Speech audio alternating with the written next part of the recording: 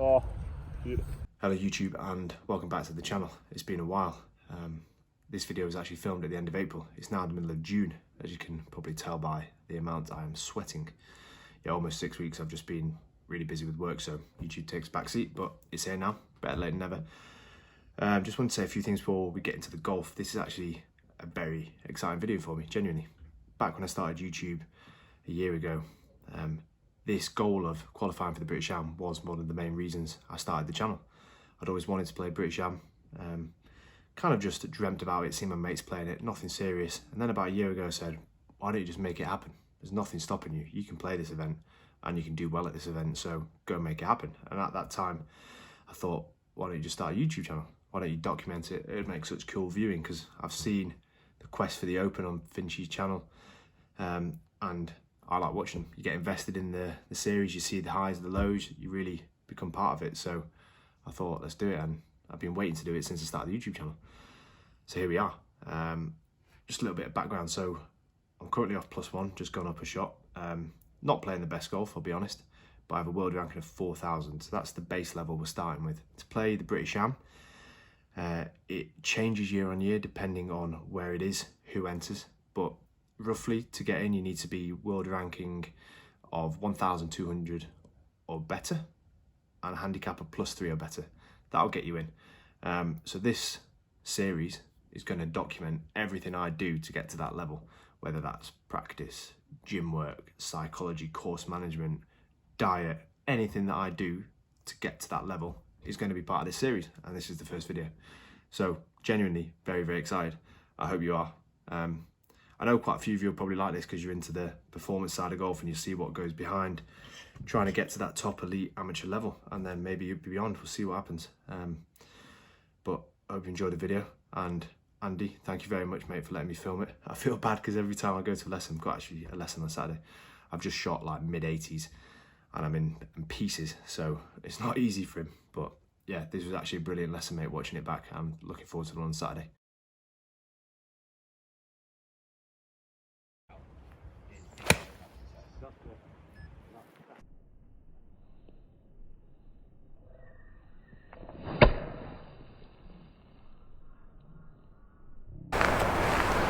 So I was trying to get deep last weekend, and then that gave me so much room. Yeah, I was then just like I could feel it, and then it was. Yep, that was fun.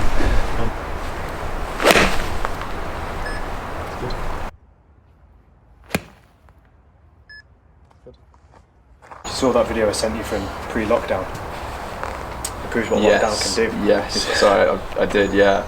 That was so pure for me. I loved seeing that when it was in front, and then everything just turns through. I like that.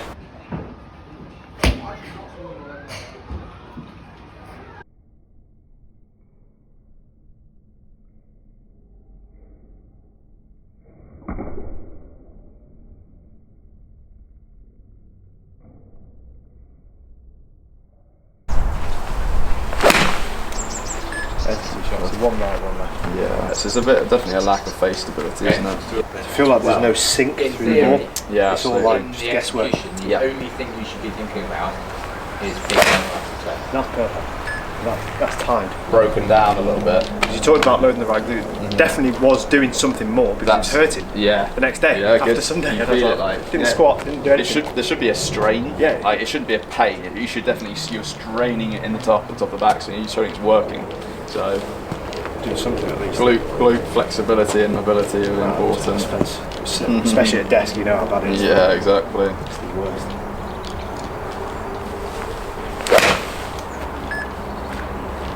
Strike? Yeah, good, it's just left. First of all, changing path is a lot easier than changing face. So once the path is sorted, then we can get to change the face, and that's going to be the hard thing. Or if I asked you the same question of if I said, what on the golf course, what's going to be easier to manipulate, the path or the face? The answer should be the path all day long. The face angle, we're talking degrees, we're talking such fine movements, but with a path we can kind of draw kind of horizontal lines and figure out a way of knowing where the path is. So that's the first thing, is once the path's under control, we can then start to work on the face. And the path, as I said, should be the easy bit. So the only thing we don't like at the moment is we still can't get it going left. which again we're not necessarily trying to hit a massive cut right now, but no chance of starting left. Yeah, and that's the thing. So that's definitely something we want to work on. But agreed. the fact that the path is okay today, I prefer to tidy up some other little bits and bobs before we do that, because like ball flight direction wise it's okay, and I'm pretty sure changing things like pivot and changing how you move will get the face under control. The trouble is, I said path is easier to change, but the face is one that you'll see the biggest difference in performance. Because when the face controls where the ball goes, doesn't it? Yeah, so with a 7 iron, the face dictates 60% of direction, path does 40%. With a driver, face does 70%, path does 30%. With a putter, face does 90%. So putting part the path and I putting. didn't realise it increased. Yeah, that's interesting. It's sort of loft. Is it loft? Yeah, so the less loft there is, the more it has an influence. So with a wedge in your hand, as you can imagine, path and face are fairly equal in importance.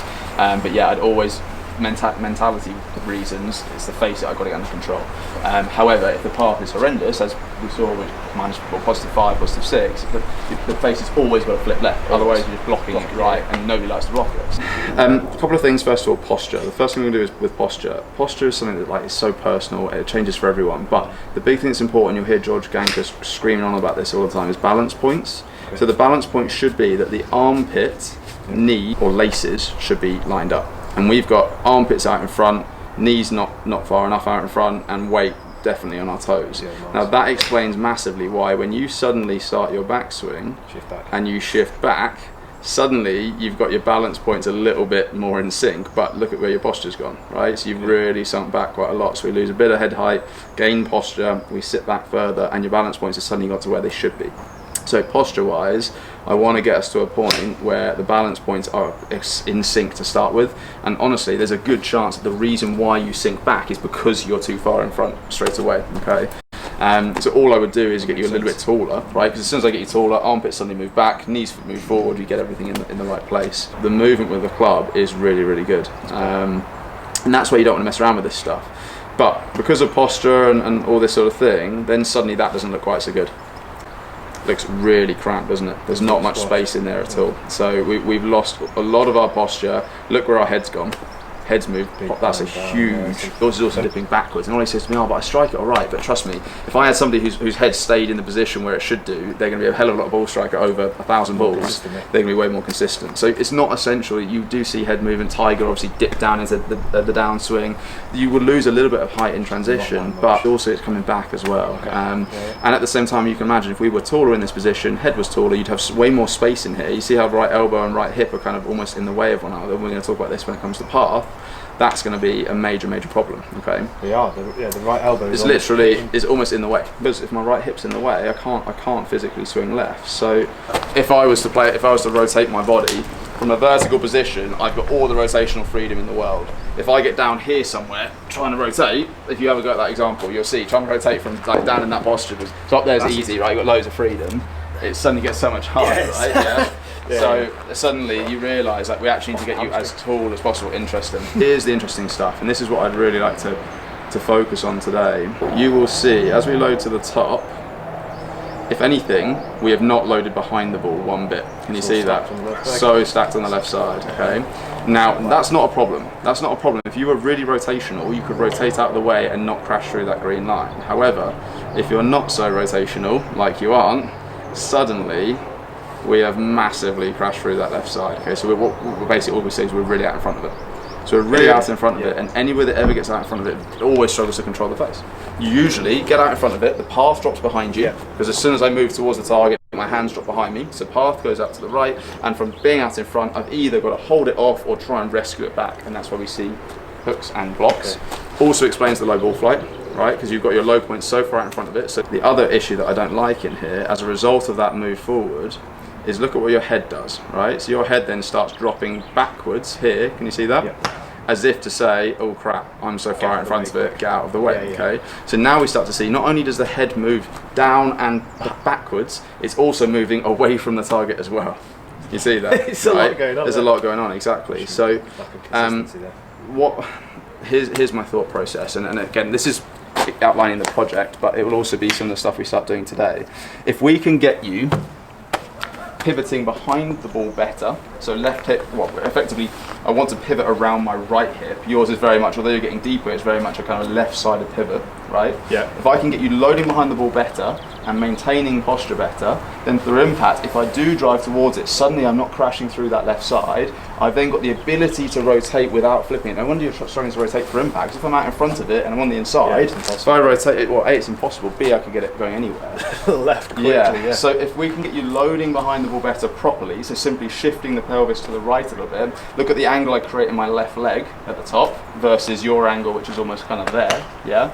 If I can get into this position, I've got space to move, and I've got rotational freedom, and that increase in posture suddenly means, as I rotate, my right elbow has got all the freedom in the world to work to the left of me. Suddenly we get that path going there. I see exactly what you're saying. I don't like seeing that all the way forwards. No, exactly. Like anybody that slides, so you use a lot of lateral, so a lot of your speed comes from lateral force, right? We want to make you more of a torque force player, a more rotational force player. Anybody that gets lateral typically are the longest players, but they have the least face control. The best players are the rotational guys because the face angle just stays within the rotation versus fighting against it. Okay. Long drivers use a combination of all three. Yeah. So you got a bit of time with them. That's probably why. Yeah. So you got lateral force, you got torque force, and you got vertical force. So I think like Justin Thomas, with rotational or torque, loads of vertical. I can't name too many guys on tour that use much lateral. I think plan of attack for today. Like I said, I like the fact the path's getting better. That's a really good sign. Sort the posture out, get you taller. Start building some kind of solid movements. I'm pretty sure if we get the balance point sorted, we'll stop all this movement happening anyway. Potentially try and calm down what the head's doing a little bit, but that will come with the pivot improvements, and then start working on that pivot and stop you getting out in front of it. I'm pretty sure, it's not guaranteed to start hitting you cuts, but I'm sure we'll get the face under control. Okay. I think that's a good starting point at least. It's a bit delusional as well, man. What's that? When I played in my Masters year, I was a very good ball striker. Yeah. So I just assumed that I was still a very good ball striker. The swing's completely changed me. So lockdowns and not playing, year off. Yeah, I mean, think of it though, anybody that gets really out in front of it probably would be a good ball striker, right? Because they're going to be hitting down on it so nicely. Anybody that hits down on it a lot always tends to be a good ball striker. Anyone that gets shallow, the ones that guys that catch it occasionally fat, occasionally thin, those are the guys that aren't good ball strikers. But prime example is that if I was to slide towards the target here, I can't even do it. Big slide. That was a big slide. Yeah, I try to kind of purposely do it. Look at my club path, 8 degrees to the right, okay? If I was then going to try and hit a cut, first of all, if my hip's right in front, I couldn't do it. But look at how my body changes to try and hit that cut. I'm not going to change my club path or anything on the way back. I'm simply going to pivot that way. So now I've exaggerated it to the left, and suddenly I go to -5. Okay, so 13 degrees of difference. and that just shows how important the pivot is. Then obviously last time I saw you, we saw how important the ball position is, right? Because then we change ball position just by moving it a little bit further forward for the cut, further back for the draw. But we then want to try and find somewhere in the middle of that. That last one I obviously span out of it. That was what I call a spin, and you do get players that do that, but we can't have you going too much that way. We need a combination of bumping to the left side, getting to that wall, and then working out of it. But I guarantee you, if I slide towards the target and try and hit a cut, I can't do it. Again, like the easiest way I just showed you with the lines is look at these lines here. So if I place a stick down the line of your armpit, so suddenly now we've got knees out in front, so knees need to come out, so we come back, that's it, keep going. There you go, good. Now, if I was you, I would also try and feel like you're standing as tall as possible. Okay. I don't think you could ever stand too tall to the golf ball, but that's what I'm looking for. Yeah, pretty good. That means if I do this, I feel like the ball needs to be there, but then I kind of take it there. No, so you can stand closer. You can definitely stand closer. Now, straight away, I want to see that balance has now kind of gone into this part of the foot. I want you to just be wary that it sometimes goes definitely from toes to heels. Yeah, it does. But I want it to try and stay pretty central to start with, and we'll talk about where it's going to go from there. But if you need to stand taller, other reference point is butt of the club at least your belt line. I don't want your hands to go too low. So again, if I get crouched down here, see how the butt of the club goes through my legs? So keep butt of the club up at the belt buckle. Good. And just, you don't need much knee flex, that's nice there. How does that feel? Awful? Yeah, terrible. Stay nice and tall. Yep, gonna catch it thin, right? Yeah, it makes sense. Nice and tall, not so much knee flex. Yeah, weight under those laces. It's so much better already, just from standing there. Okay. Bit quick, that's all. So close to it. Gonna go with it.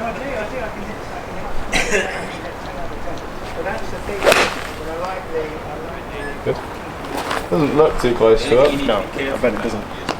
Oh, that looks so much better. But it's not like, no. You wouldn't look at that and think that's a terrible posture, but straight away something about that just looks more athletic. It's got a bit less flex in the spine, a few less tilts, and it's a bit taller. It's really interesting how the ball flow's changed straight away. I'll tell you what's interesting as well, it feels like it's easy to get my hands that way, probably, as opposed to there, from standing. But yeah, think of it this way, think about how our body, effectively we want to rotate around our spine angle, which is about 60 degrees, right? So if I was rotating, if I was playing golf up here, my hands would be somewhere here. I'm playing golf at this angle, we don't want our hands up here, we want them literally on that 60-degree spine angle, right? So another reference point we sometimes use is making sure that the left arm is 90 degrees to the spine. If I'm really down here, I can't do that, I have to get more vertical, and that's potentially where your high hands or your hands out in front position came from, because there was so much spine angle. Good. That's nice. I can feel it's going more left because I'm closer, so I feel like I have to go this way more. 0.4. So it's pretty much that's pretty much a straight path now. Straight now. And that's just the slight heel strike that's pushing out to the right. Is that what it is? So I want to improve the pivot and get you loading behind it properly, aka pushing that pelvis to the right and loading over this right leg, as opposed to loading over the left. And I think we'll find all the balance point stuff should improve. Straight away, as I said, because you're on your toes, that sink back into your heels, I think, comes as a result of that posture. If you're now in a better posture where your balance is equal, your brain should be saying, why do I need to do that? Why do I need to do that kind of dipping back move, which that one there was a prime example. You did it and you're kind of like, why did I just do that? I hit it terribly. So I think it'll all be a bit of a chain reaction. Okay, now put club across your shoulders. So if you cross your arms, put club across your shoulders. Okay, good. Now if I was to place my alignment stick just inside your right heel, I want your shaft to be vertically above that stick on the floor for me. Okay, now where's your weight in your legs? Left leg or right leg? Probably half and half. Half and half, right? Yeah. Shift more that way, push those hips. So how do I do that? Okay, go to that position again. Yeah. Simply push that hip that way. Where are you feeling that tight? Everywhere, That's right, so here we go. Here we go. Okay, now you're starting to feel that right glute. You feel it in your left side, do you? And right, yeah. Interesting. Now, obviously, with like older guys, I've got to be careful with this because they cannot move. But for you, you should be. You're in great shape, but obviously, mobility-wise, not so much. Good. I spend half an hour a day doing mobility, just cruise with the desk. So do that again for me. Okay. Another thing to be really, really cautious with. Are you rotating at a 60-degree angle? No, you're not. So that would be, okay, so that left shoulder's really dipping down into. Is that again a mobility issue, do you reckon? I don't know. It could just be because of the pivot in the past. But think about it this way. So we want to be rotating around that spine. You just show me this. See the difference? And again, suddenly that's when we get our high hands position. Yeah. So exactly what you said. It's all created around how you move. You suddenly realise good golfers move well. So well. Basically, and that's DJ in a nutshell. He's not jacked, but he just so flexible. So really good little exercise for you to do. Like I said, I just want to see that the big thing for today is I've got to get that shaft over that stick. All that means is you've pivoted over your right hip. You should see a little bit of angle in the left leg. Yeah, that's nice. Okay. Good. Okay, do that again. Now, I can see that the pressure's on the outside of that right foot. Keep it on the inside, and then you're going to strain it even more. Yep. And that's the glute. That's the glute properly working. Okay. Oh, yeah. So again, what was happening there is your right glute is hurting so much that you're letting the pressure get out of it. Yeah. From that foot position, how am I meant to push back towards the target? I can't. Okay. So it should be loading into that and really stretching that glute. And this is where you suddenly realise, oh, I've got a bit of mobility work to do. The big thing for me, as I said, is effectively turning your sternum or turning your turn at the top over the right side. So effectively left shoulder should cover right shoe. But I want to make sure that there's at least 60-70% of your weight or pressure on that right leg at that point. Okay. Obviously, during the swing, you would have actually already started deloading that. You'd already start getting rid of the pressure before the clubs even got to the top. But in your brain, I need to, at some point, for you to have loaded behind that. Okay. Reason for it, if we go back to where we started today, all I'm doing here is creating more space. Okay, so you can do it with the club in your hands now. Try and show me that position again. Okay, so shift it that way. Shift. No, literally slide this way. I feel like I'm going to snap. Really? Yeah, okay, so tight. So suddenly look at this left ankle. Remember I drew a line on the video? Yeah. You've now got space here. Yeah, so now if you start down, just slowly start down in transition and start rotating, you're not going to break through that line. Okay? And look at now suddenly the club path can travel really fast to the left. See the difference? So I'm still, this could be wrong, but when I go to the top, I'm still shifting a tiny bit because I'm so much further right, I'm not going to go over this line. Exactly, so you're not going to get what we call out in front of it. So now, as you bump to the left, there needs to be a bump, there needs to be some lateral movement for a bit of power and to push the low point forward, but then we can work around that point from there. See that? Yeah. Earlier on, what typically we see from players like yourself who would be so sick of getting so steep Yeah, move out the way. They would basically be so far out in front of it in the downswing, and then they start backing up. Yeah. The only way for you to hit it higher or to stop getting those big divots is to literally start leaning back and backing up and popping it straight up in the air. If you had sat at home and watched like YouTube videos of golfers swinging and you compare yours to theirs, you would have been like, why does that happen? Why do my hips not turn like theirs do? And especially when you look from that face on, you'll suddenly realise it's all mobility. Okay, that's better. Good, so that feels tight there, does it? Because that's still not, watch me. Groin as well. I can get this way. Yeah, look how much my pelvis can slide to the right. Yeah, and that's not tight. It shouldn't be tight. Essentially, this is 10 sets. essentially this is a limitation. But yeah, I'd look at glutes, hip flexors, anything in this area, adductors, and think about space. I don't want to see you sliding off the ball because that would be a killer. I want it to be rotational, but you're going to get that left shoulder over that yellow line for me. Okay, push it that way. Push. That's it. There you go. Cramp. Was it? Yeah. Interesting. Toes are cramping. Really? Okay. Okay. Good. Just trying to get a first move because I don't want to go this way. I'm trying to find, if I go like that. So it's a combination of, a lot of people, if you said to them, I want you to turn deeper, they'll do what you do. They turn their hips deeper, but they haven't pivoted over their right side. So it's an element of my pelvis ever so slightly moving to the right and rotating to that side. And then watch on the way down, I'm literally just reversing that. I'm bumping to the left and rotating on the way down. The torque exactly. It's turn to the right, bump to the left, and then they get the verticals to finish, okay? Yours was, like I said, it didn't have much turn in the first place. Now it's turned this way, and then you slide forward and have to get in front of it. So another way to think of it, right, is so I stand here, I've got to stick to your left hip. So look, can you see where the stick is? Yeah. Okay, I want you to create a little bit more space between your hips and the stick at the top for me. Okay, now from there in transition, obviously you should find that it's much easier to stay behind that stick. Yeah, so start down, there you go, easy, yeah? If you do it your old way, so do your old backswing, so you kind of get on top of, you kind of get on top of the stick, and then suddenly you bump those hips forward and you're in trouble, yeah, and there's the stick, okay? So we're creating a bit of extra rotation. Yeah, so what you can do is you can literally put an alignment stick here, just to the left side of your hip, literally you can stick it in the ground or in a basket, leave it there, and that'd be a good drill. Yeah, that's kind of a bit more like a calibration drill. That's good. Actually hit it right there. Normally when Alex is coaching up there, I'm worried about people hitting driver. I'm worried about you hitting a 7. 203 carry, path was minus 0.4, it's great. Yeah, they will do straight away. Come on, give me a good load. Don't want to see a slide, I want to see turn. It should feel like that, yeah, there you go. That left knee, watch my left knee, that might be a nice little swing foot. It should fold in slightly, like not this way, yeah? Yeah, so it's that way. Now again, sliders, so people that go very lateral, the older guys go this way. It's not a collapsing action. As my hips turn to the right, it should fold in slightly. Yeah, I see a lot of yours going this way. Yeah, agreed. Yeah, good, that's it. That might be the one little trigger. You just need one little trigger. Yeah, that's what perfect, there you go. Okay, that's good, yeah. Yeah, see, immediately when you get the ball in play, there was that left knee did nothing. So you just went there, so it was really nice in the back, in the back swing, then it was bang. Bang. Yeah. And this is right, it just takes time. Okay, so in terms of feeling for the golf course then, the ones that are the most functional and the ones that should give us the path that we want for this little cut that we've talked about. Yeah. I said, if I was you, the face control or the less shut face, and what is nice at the moment actually is the face is doing the same thing every time. It is, yeah. The less shut face is going to come from your right hand grip being weaker. So your right hand grip needs to sit on top more. We'll talk about that another day.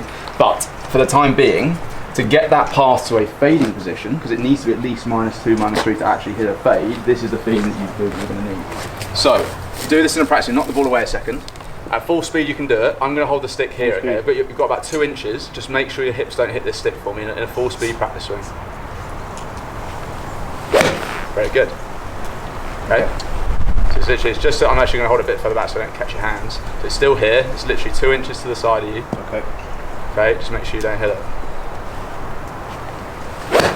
Okay, nudged it a little bit. Yeah, that's fine. So talk to me about the feelings of what you get when you do that. It feels quite nice actually. It feels like I'm going that way. Really, that should feel really quick. Should feel very tall. Feel very tall because look what that left leg has to do. In order to get the hips out of the way, the left leg has to straighten. In your transition at the moment, that left leg collapses downwards. So that might be a nice way to feel it. And out of the way a bit. There you go. Okay. You should also feel very shallow. Yeah. You should feel like you can't hit the ground at all when you do that. So let's have a go with the golf ball. Yeah. So we'll keep an eye on the path number. This is where we're going to try and hit a cut now. So we're going to try and get past a -3 or so. But we're also going to have this new pivot move. And I wouldn't be surprised if this is the first time you show me a proper, give yourself space in the backswing, get out of the way. 5 left.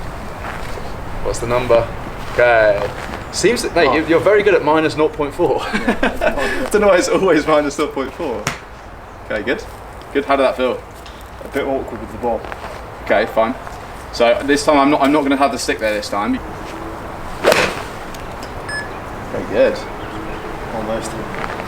Just okay. Face. Okay, but the face behaved, didn't it? Because remember, if you're now thinking about keeping that face, or like almost holding it off slightly, if your body's out of the way, you've got a chance of doing that. If your body's in the way, it's pretty hard to not hit a massive block. Okay. Out of the way. Good. That's starting left, isn't it? Yeah. Okay, minus 0.6. Good. Taking that out on the golf course. That is how you're going to get the par consistently if you wanted to. It's basically feeling that we've reversed what we've done on the way back. Okay. So yeah, simply, it's, reverse, yeah. It's literally in reverse. We've now loaded you over the right hip. The pelvis then shifts onto the left side, and then we rotate around there. Yours was going left side in front of the left side. I can feel this easier. Yeah. Than I can feel. Yeah, this. absolutely. I don't know why. But Now I'm going to make your life easier. Your left foot. Anybody that gets the left foot flared open is effectively making their life really easy to get the pelvis on the way in the downswing. With my left foot flared as open as yours is, I can't turn. I suddenly get some pain in here. I suddenly get some pain in this knee as well. If I was to turn my left foot the other way, I can turn well easier, yeah. Got much easier, okay? So again, this is where we've got to be a bit careful though. And again, you'll see certain players will have different tendencies. So the guys that struggle to rotate in the downswing will be guys that have a lot of left foot flare. It's the guys that have really good internal rotation, so rotating into the hip, that don't need to have the foot flare. You probably don't have very good internal rotation, so you need it. However, I guarantee you'll be able to get into the backswing much easier from that left foot position. Let's reduce it a little bit. So let's reduce it a little bit. Yeah. So again, that's where you've got to be careful, right? It depends on what you're working on. We want both. Yeah. You want you to be able to move with both. Like this, You just struggle on the way down, that's all. But you can definitely play around with it though. Now I've made you aware of it. Play around with these positions. More on the way back. Yeah. Good. So that felt easy on the way back. Yeah. Just showing that position at the top again. Yeah, good. Mate, that's so much better, that is. That looks easier now. I know it probably doesn't feel it, but that looks... No, it does a tiny bit. Feels more comfortable. Good. Good. Yeah, -5, fine. Path 1.2, fine. So we're getting some good stuff in here now. Yeah, it's better angle attack for sure. And again, it's still, every time you swing it, it's nowhere near as good as it should be. No. So as much as I could be I'd have to be a bloody good salesman to stand here and say, oh, it's amazing, it's so much better. It's not. Because you're showing me a lovely backswing, a practice swing, but then as you get over the ball, it's not the same. But that's fine. That's just golf swings. Good. Yeah, the bump's getting better. And I don't want to check this in too much detail, but I think that those tilts at impact are getting better as well. I think it's a little bit taller. There's a little bit more space in here now. Yeah, it feels like I'm stood up vertically. Now, anybody that gets right arm below left at impact is a very good draw of the golf ball. So, as you can imagine, from this position now, going forward, whereas that left side of the body starts clearing, all that would need to happen here is get those shoulders a bit open. See how they're still very closed, they're still very square to the target.